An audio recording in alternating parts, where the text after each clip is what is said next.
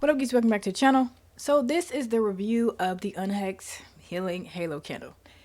Now, there's a lot that I want to say, and every time I try to say it, I just keep forgetting things that I want to insert in here because there was a lot that I felt afterwards. It didn't take but like 24, 48 hours for me to start feeling some things, and it kind of made me mad.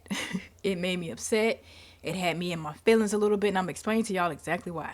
I'm gonna reiterate this later, but to sum it up, what you're doing ain't nobody's business. That's this the simple point that I got from this candle. What I'm doing ain't nobody's business. Don't let nobody deter you. Don't let nobody sway you. That's what they tell you in church, right? They say, well, don't nobody make you move to the left or to the right. Can't nobody sway you on your decision as to what you're going to be doing in your life, on your path, in your destiny, on your walk. Let me run it back a little bit. So my granny died. And when I tell y'all it crushed me, it hurt me, because 4 months prior to today, my other granny died. So now I have no more elders. I don't have any more elders. Now it's down to the next generation. My grannies, they had so much wisdom. They had so much knowledge. They were so mature, and they were so spiritual, which growing up in church from the age of 6, it was life for me. It is life for me. I would sit with them. I would go visit them. They would be happy to see me, because sometimes I don't come around often, but when I do, honey, when I do, you gon' miss me. I would sit with them and I would talk with them. And sometimes it didn't take much. We would sit and we would talk about, like, my one granny, she liked the TBN programs. We sit and we talk about nothing. My other granny, we sit in the other room. We sit in the room. She'd watch Jeopardy or whatever, and we just That's all it took. But when I tell you, they had knowledge, they had wisdom, they were mature, they had everything that I needed. So let me put that out there like that. And I miss them. And losing both of them within the 4-month span, it crushed me. I'm still trying to deal with it. Now I have to look elsewhere. Of course, I have the things that they taught me on the inside, but I have to look elsewhere. I have to look to the next generation for not necessarily the same companionship, but it's hard knowing that some of these younger people in this other generation are not as mature. They don't have as much knowledge. They don't have anything to offer. They don't have anything to give you that will help you, anything of value. I can pour out to them and give to them what was given to me, but they can't do the same in return like my elders could. And I rock with them so hard. Like, y'all don't understand. And I'm trying to, like, keep myself together, because not in terms of like crying, because I think that I'm good on that. But in terms of being angry and frustrated at the things that I just went through, and just being content with knowing that, okay, this is what y'all are going to do. This is what y'all are going to do. All right, let me run it back. I got a text message from 2 or 3 people. For the sake of this video, we're going to call them Relative A, Relative B, and Relative C. Now, Relative B, they text me and it made me angry. And when I get angry, I'm a patient person. I'm very, very easygoing. I don't get mad easily, right? It takes a lot for me to get angry. Anybody who knows me, it don't take a lot, because I don't like to stoop down to other people's levels. Now, if you do something to me while I'm in a vulnerable state or sensitive, that's when you get the worst of me. Now, my elders, my grand, losing both of them, I'm in a vulnerable state. So, you say something stupid, you're going to get a stupid prize. I'm going to just tell you that now. Person said something to me in this text message. I went off. I just started cursing. I was just like, you stupid mother, how dumb can you be? Because it was like, why would you send that to me? It was really, really, the thing that they sent me, I won't say, but it just really wasn't. It was one of those things where it's like, you really didn't think before you sent that. Did you really think about what you wanted to send before you sent it? No, obviously not, because you wouldn't have sent it to me, of all people. But this person did not, which, resulted in my anger. After some time, I said, you know what? Okay, I had enough. I'm not going to entertain this mess. So I simply calmed down and I said, you know what? I responded to them. I said, you know what? Okay, I know. Thank you, And then they went on to send me this longer paragraph of stuff. And I was just like, I did not respond, because at that point I had it. Now, at the same time, this is the day of my granny's passing. I was at home and I wouldn't feel her. So I said to myself, I said, listen, something ain't right on the inside of me, because I'm mentally, I'm not here. Normally I'm the strong one, but right now I'm defeated, and I need to get this up off of me. Now, the last time I burned a candle was a while ago, a long time ago, but I hadn't done any cleansings or anything like that for a while. But I felt like I needed to. I just couldn't find the strength to do it. Y'all ever been there where you just couldn't find the strength to do something and you really needed to do it? And I equated to, either people would say it's a spirit or something like that. They don't want you to get free or whatever. And it was something like that, to where it was like, you need to do it. Because if not, you won't be able to get past whatever it is that you're going through. You won't be able to dig yourself out of this ditch. I said, I'm gonna do it. I'm gonna force myself to do it. So I laid out all the candles, and I was like thinking about the process in which I was gonna have to do it, and I wasn't really up to doing it. I was just like, I don't want to do it. It's gonna take 3 days for this and 3 days for that, and it's like, all right, we want to get free. We want to figure out what's wrong. We got to do this. But then, as I said in the last video, somebody messaged and was like, hey, have you done this particular candle? I want, can you do a review on this candle? Okay, thank you, Spirit. All right. So now I ain't gotta wait 3, 6, 9, 12 days to light each candle and wait for results. I can just wham bam, thank you, ma'am, and just, there you go. Now all I gotta do is your road opener and your protection, and then you do your work or whatever it is you want to do. Okay, that was an answered prayer right there. I'm at home and I'm getting ready to light this candle. I don't know when I'm gonna do it. I'm not really up to doing it, but I know I need to. Relative A, I get a phone call from Relative A, and they say we're just I guess catching up. She reached out to me. I don't reach out to everybody because everybody is not worth my energy, and that's something that you just have to know. You just have to know that everybody's not for your environment. You have to know that everybody, and the people who come into your environment randomly, sometimes for me, I'll speak for myself, they come wanting something. They come at a cost. They reach out to me, and I know it's because of this situation. They just want to reach out and talk, and because the elders, they're the ones that keep everybody together. They're the glue. And that's really the case with me and my family. They're the glue that keeps everybody together. Once they are gone, everybody else scatters, they separate, they do, they go on carrying on with their lives. So she was reaching out to just kind of reconnect. I know that Relative A is close to Relative B. So I basically shared what happened with Relative B and I. And I shared with her the text messages. And I said, okay, what's going on with this? Is this person okay? And so they just dropped all of this information on me. And I was like, okay, let me backtrack a little bit. I had lit this candle before this person had called. I'm going to tell you that now. I lit the candle before this person had called. I put my petition on there. Like when I made this, it was like at 11. When I talked to this person, it was a little bit after that. So I lit this candle. And while this candle is burning, I'm having this conversation. I ain't paying no attention to this candle, but this candle is going. We're talking, and she shares with me some things that Relative B is going through. And she says that, Relative B is into spiritualism. That's what I'm going to call it. I think that's a word. And I said, okay. Now, me having gone through things myself, I'm not judgmental because, for what? As long as it don't bother me, why am I going to come for you? You know what I'm saying? It's your life to live. It's your walk. I can't judge you. And I think when people get rooted and seated in that fact alone, everybody else will be much better off. It's not up to me or anybody else to decide what you, the viewer of this video, is doing. It ain't none of my business. It ain't none of my business. If you share it, that's fine. I'm going to love you. And if it's not meant for me to receive, I'm going to throw it away. And I'm going to just, hold you at arm's length. So she get to telling me all this stuff. I said, And because I have gone through some similar things, I'm like, okay. I'm not being like, girl, what? Oh Lord. Like, I'm not, none of that. Just, okay, all right. And so I say, well, this probably was my mistake. But I said, well, she said something about some tarot cards. I said, okay. I said, I got, a deck or two. I said a deck. I said, I got some, that's what I said, in my closet. But I don't use them because I don't understand tarot. I thought I could, but I don't understand that mess. So it's just sitting there. When I tell you she went from 0 to 100 real fast, and just, what did somebody say? Somebody said, I don't know whether you're going to be cool or come out of a bag on me. She came out of a bag on me about some tarot cards that I ain't even using. But I don't think she cared about that part. So she went off and she like, you need to get about your house. It was the devil. And my mama told me this, that. I said, okay. I was still at 0. I didn't go to 100. I was still sitting at 0 because I don't really care. Or so I thought. So she get to telling me some more things about Relative B. And I'm like, okay. This is my whole stance. I'm just like, that's my whole demeanor. Like, all right, it ain't got nothing to do with me. So, it's just helping me to understand how this person is. So I'm like, okay, fine. Now, I will admit that in the midst of this conversation, I started to feel very, very, very, very judged. Very, very judged. There was some other things she was talking about that kind of seeped over into my personal life that had nothing to do with her. But it seemed as if what they were going through in their life needed to be going on in my life, which had nothing to do with them.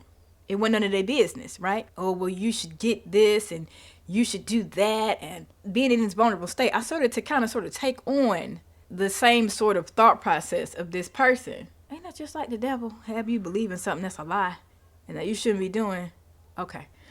I started to kind of sort of sway, right? I started to kind of be swayed, not sway. I started to be swayed in my decision making, in my thought process. Okay, stay with me now, because we're going somewhere. At least I am. I'm going somewhere. I hope you go with me, but stay with me. She got me in my mind like, okay, well, maybe I should, in this and that and the other, trying to get me to come down to her level, do what she's doing. I hang up the phone with relative A, and when I tell you, again, this candle is still being lit behind me. When I tell you, how do I put it? The presence that I felt afterwards. When I tell you, I was sitting at 0 when we had this conversation. Mind you, I told y'all that.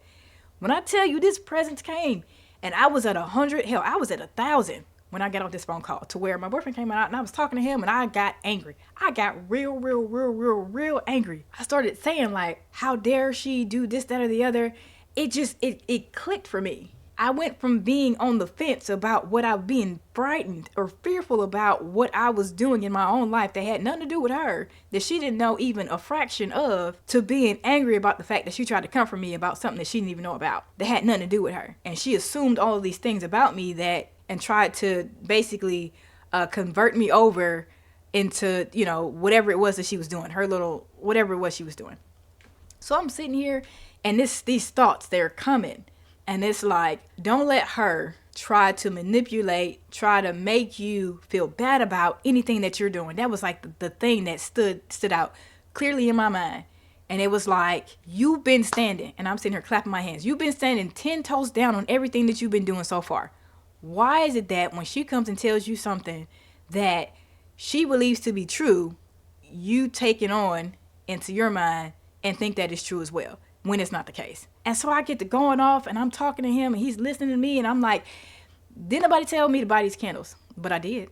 Didn't nobody tell me to light none of these candles? But I did. She's not going to be the one responsible for me when I get to wherever it is and I'm gonna get to. I am. That's the whole thing. I am. And I don't mean to be yelling and carrying on, but I'm telling you, I'm excited. I'm feeling it. You know what I'm saying? Even now, it's like, what business is it of yours to try to dictate to me my path and my route to get to wherever I'm going? There must be a reason why I'm doing X, Y, and Z said things. It's the same thing I want to say to y'all. Don't let nobody, people in church will say, don't let no demon in hell stop you or separate you from X, Y, and Z. It's the same thing. If you're on this route, if you're on this path, there is a reason for whatever it is that you're doing. And I don't want none of y'all to be discouraged or be fearful about the things that you're doing, because you have to know on the inside that there is a purpose and a reason for it. You may not be doing this your whole entire life. You may only be doing this for a season, but there is a purpose. There is a plan for it. It may be to get you to understand and know that there are demonic forces or there are spirits that, are on your life generationally or whatever, and you can use stuff like this to remove it. And once it's removed, you ain't got to do nothing extra. Or it could be that this is your path. Not everybody's going to agree with it. Of course, we all know that. Some may and some may not. It ain't nobody's business. And that's what I got, the download that I got on that day that got me all bothered, right? About what this person was saying and had no clue or no idea of.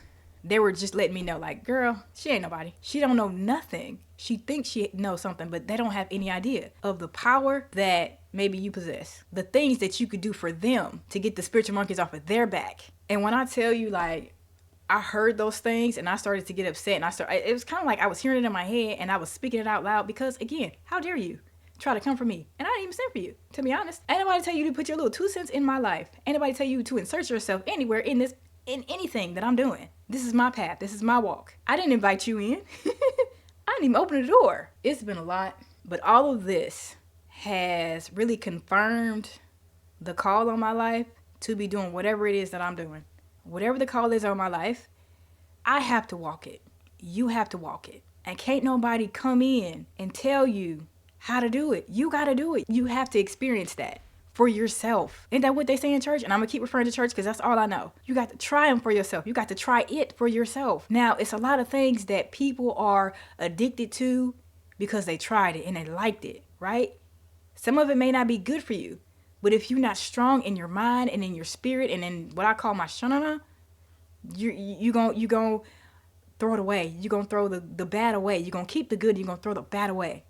You're going to keep the meat and throw away the bones. Listen, it ain't meant for everybody. And I just want to let y'all know that that's what I experienced. Now this person that had came to me and tried to cause me to be fearful of this thing, I can't talk to you the same no more, if at all. Heck, they texted me the other day talking about, oh, I'm gonna call you. They ain't called me yet. And I think that after I got done snuffing this candle, it's a result of that. Because she could have called me. They always do. It doesn't matter.